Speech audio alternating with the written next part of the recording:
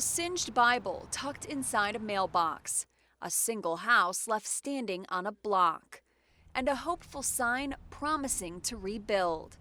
These are some of the only things remaining in this Louisville, Colorado neighborhood after the Marshall Fire tore through 1,000 Boulder County homes in December. It's pretty unrecognizable. This is like something you see on the news, but not in your neighborhood. Trevor Ackerman's two-story purple house used to sit on this lot, but now it's a pile of rubble. This is what's left of it.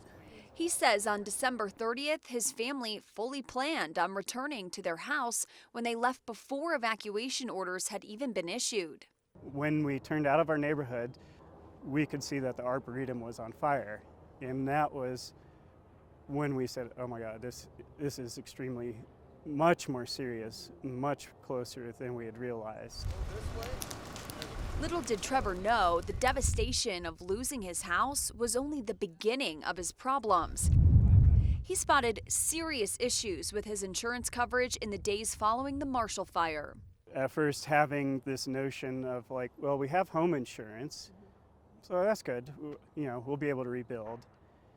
And then as a few days go by, learning it's like, oh, we're underinsured. Underinsured, meaning his insurance policy won't cover the full cost to rebuild his home. Trevor and some of his neighbors learned they were short hundreds of thousands of dollars. I think that uncertainty for me personally was worse than my house actually burning down. Probably about the second week of March hit a really low point. I had a week where every day I woke up and cried. Trevor isn't alone. In April, the Division of Insurance released an analysis of underinsured homes affected by the Marshall Fire.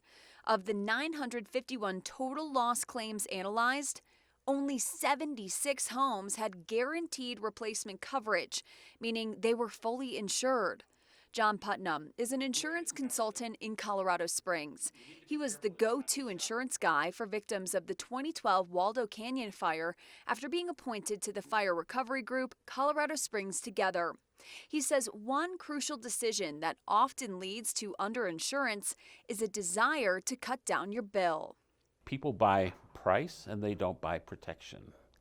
So I don't know what happened in that transaction, that buying transaction, but in many instances, the agent and the insured are on one wavelength, and that is to save money. That's probably not the right wavelength in the current environment in Colorado. Other major factors affecting the rebuild process: the current inflation, the rising cost of building materials, home prices in Colorado skyrocketing in the last 5 years, and building codes that are set by individual communities. The Mountain Shadows neighborhood where we are now was decimated by the Waldo Canyon fire back in 2012. While the rebuilding process wasn't perfect, John Putnam does tell me that homeowners here dealt with a lot less underinsurance issues compared to those with the Marshall Fire. There are things you can do right now to avoid the anxiety that comes with being underinsured if you lose your home in a fire. The first, don't buy your insurance and then forget about it. Checking in with your agent every 1 to 3 years ensures that you are covered adequately, and any recent updates you've made to your home are included in that coverage. Second, ask your agent to justify how they came up with your replacement values, and then talk to local builders for an estimate on what it would cost per square foot to rebuild.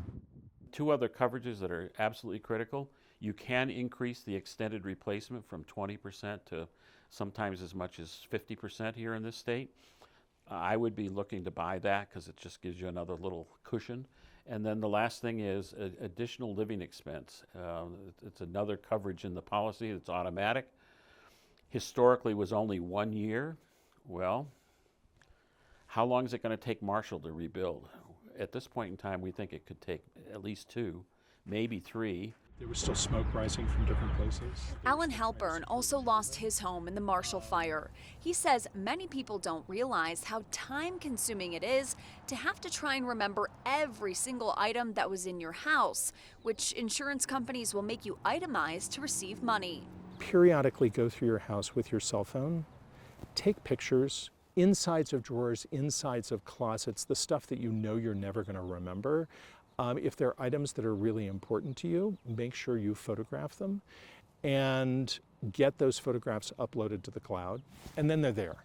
Trevor also says when his home is rebuilt, he's looking to add a line item to his new insurance that will increase the coverage when there's a total loss in the context of a disaster. Not only, do we have to rebuild our house, 1,000 other people have to, and there's only so many hands and so many materials to put together, and that really can drive the costs of rebuilding up a lot, significantly. And remember, while paying more each month for stronger coverage may be a hard pill to swallow, it could save you heartache down the road. If you're looking to save money in the short term and you're not looking for the long term, then you're probably at some point in time you need to be prepared to be stung. Mallory Anderson, KRDO News Channel 13.